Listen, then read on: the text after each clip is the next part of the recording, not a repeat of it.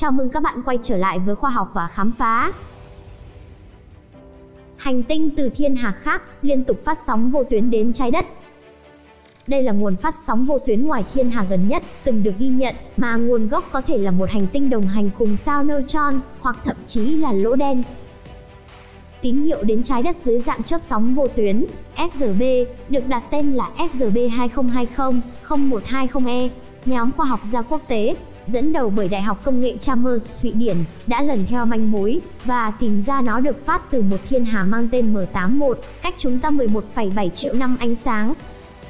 Với khoảng cách đó, đây trở thành nguồn phát sóng vô tuyến ngoài thiên hà gần nhất từng được phát hiện, gần hơn tới 40 lần so với nguồn xếp thứ nhì. Lần sâu hơn vào thiên hà M81, họ phát hiện ra rằng tín hiệu dẫn tới một cụm sao cầu. Điều này gây kinh ngạc, bởi theo các lý thuyết được xây dựng trước đây, chớp sóng vô tuyến phải đến từ một thứ gì đó dữ dội, ví dụ một vụ va chạm giữa sao neutron, sao tử, vân vân, là tàn dư của những ngôi sao khổng lồ. Nhưng cụm sao cầu là một thế giới bình yên của nhiều ngôi sao khối lượng thấp. Điều này đã dẫn đến một giả thuyết thú vị khác, là các ngôi sao cỡ mặt trời chúng ta, hoặc nhỏ hơn vẫn có thể sụp đổ thành sao lùn trắng, và sao lùn trắng bé nhỏ đó vẫn đủ khối lượng để hình thành một sao neutron sau đó. Có nhiều giả thuyết được nhóm nghiên cứu đặt ra về thứ phát ra sóng vô tuyến, đó thậm chí có thể là một hành tinh khác, tình cờ song hành với một sao neutron.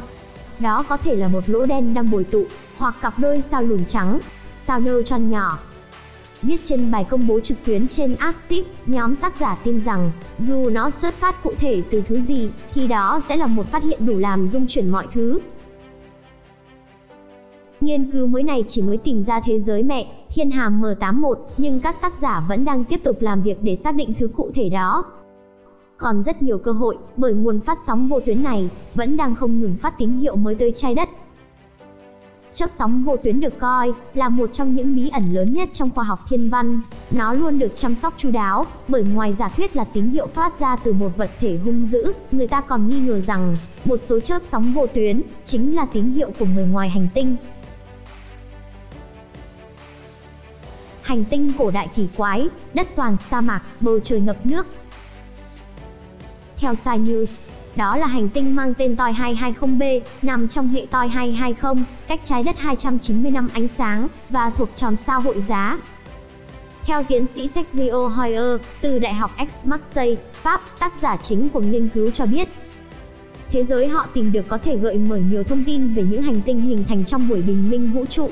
Hành tinh mới này là một hành tinh khí, kích thước lớn hơn trái đất khoảng 3 lần, nhưng nặng hơn gấp 13,8 lần.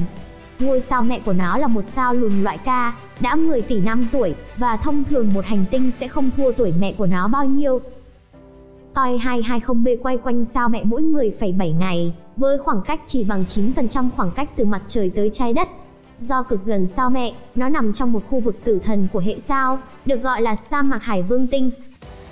Tiến sĩ Hoyer và các đồng tác giả ước tính nhiệt độ của hành tinh vào khoảng 533 độ C, và tất nhiên khó lòng có thể sống được. Tuy nhiên bầu khí quyển của nó lại là một không gian ngập nước, tức giàu nước đến mức siêu tới hạn. Khí quyển của nó có thể có thành phần chủ yếu là hydrogen helium. Ngược lại, bên trong lớp vỏ khí đầy nước này là một lớp phủ dầu silicat, như một dạng sa mạc ngầm kỳ dị. Lõi bên trong của nó bằng sắt và rất lớn. Để tìm hiểu bản chất của hành tinh cổ đại quái dị này, họ đã dùng máy quang phổ HAPS trên kính thiên văn La Silla 3,6m của Đài Thiên văn Nam Âu để phân tích rõ hơn các dữ liệu ban đầu, được ghi nhận bởi thợ săn ngoại hành tinh, kính viễn vọng không gian TESS của NASA. Siêu hành tinh chứa đầy thứ ma quái nhất vũ trụ, đang tự hủy diệt. Các nhà nghiên cứu Mỹ đã tìm ra một hướng đi mới trong công cuộc truy tìm vật chất tối, chính là trong trái tim các hành tinh khí khổng lồ. Các tác giả từ Đại học bang Ohio, Mỹ cho rằng vật chất tối được cấu tạo từ các hạt riêng lẻ, và các hạt này đôi khi có thể va vào các hành tinh khổng lồ, để rồi chui tọt vào sâu bên trong hành tinh, tích tụ và liên tục va đập vào nhau, phá hủy lẫn nhau, và sinh ra nhiệt. Theo nhà vật lý thiên văn Yuri Smirnov, một trong các tác giả cho biết, quá trình tự hủy diệt của vật chất tối ẩn nấp trong trái tim các hành tinh khí khổng lồ có thể được phát hiện bằng cách xem xét sự nóng bất thường của các hành tinh lạnh. Đầu tiên, họ cần tìm những hành tinh già cỗi, bị hất văng khỏi hệ sao của chính nó, nên không còn được sưởi ấm, hoặc những ngôi sao thất bại, thấp hơn sao, nhưng cao cấp hơn hành tinh, gọi là sao lùn nâu.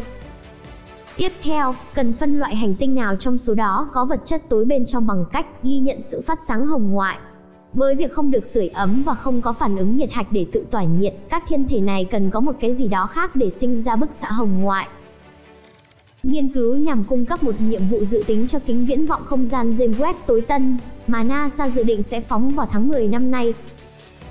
Vật chất tối được cho là chiếm ít nhất 1/6 vật chất trong vũ trụ, nhưng vô cùng ma quái, bí ẩn và vô hình. Tuy nhiên đã nhiều lần các nhà thiên văn đã nhìn thấy nó thông qua các tương tác của nó lên vật thể khác xung quanh, giống như cách các bóng ma xô đẩy ngoại vật trong phim giả tưởng. Phát hiện ngôi sao sáng gấp 1 triệu lần mặt trời. Sao ếch Carina có khối lượng gấp khoảng 70 lần mặt trời, bao quanh là lớp vỏ khí bụi, rộng tới 5 năm ánh sáng, tương đương khoảng cách từ trái đất tới ngôi sao gần nhất, không tính mặt trời, là Alpha Centauri. Vỏ khí bụi hình thành khi một hoặc nhiều vụ phun trào mạnh, diễn ra khoảng 10.000 năm trước, khiến các lớp ngoài của ngôi sao bị đẩy ra không gian. Số vật chất này có khối lượng gấp 10 lần mặt trời. Theo Kirsten Weiss, nhà nghiên cứu sao biến quang xanh lam tại Đại học Ruhr, Đức chia sẻ: "Tôi thích nghiên cứu loại sao này vì quan tâm đến tính bất ổn của chúng. Hoạt động của chúng rất kỳ lạ. Trong bức ảnh mới, khí nitơ và hydro có màu đỏ, trong khi vùng xanh lam thể hiện những cấu trúc bụi mà ếch Carina thắp sáng." Hubble theo dõi ngôi sao dưới ánh sáng khả kiến và ánh sáng cực tím. Sao biến quang xanh lam có hai chế độ luân phiên giữa tĩnh lặng và phun trào. Trong đợt phun vật chất, chúng trở nên sáng hơn nhiều. Hiện các nhà khoa học ước tính ếch Carina sáng gấp khoảng 1 triệu lần mặt trời. Các đợt phun trào thực chất giúp ngôi sao không phân rã, theo cơ quan vũ trụ châu Âu. Với một ngôi sao, sức ép của lực hấp dẫn bên trong và sức ép của bức xạ bên ngoài thường cân bằng, nhưng với ngôi sao không ổn định, sức ép này đôi khi sẽ vượt qua sức ép kia. Trong trường hợp của ếch Carina, sức ép bên ngoài vượt qua lực hấp dẫn trong thời gian ngắn, khiến vật chất phun ra ngoài không gian. Vụ phun trào đưa ngôi sao trở lại trạng thái cân bằng. Tuy nhiên, những ngôi sao khối lượng lớn chỉ chịu được một số lượng nhất định các vụ phun trào như vậy, sau đó sẽ cạn kiệt nhiên liệu. Các chuyên gia ước tính, ếch Carina có khối lượng gấp 70 lần mặt trời và có thể tồn tại 5 đến 6 triệu năm. Cảm ơn các bạn đã theo dõi video. Nếu thấy video này hay, đừng quên like và đăng ký để nhận những video mới nhất từ khoa học và khám phá nhé.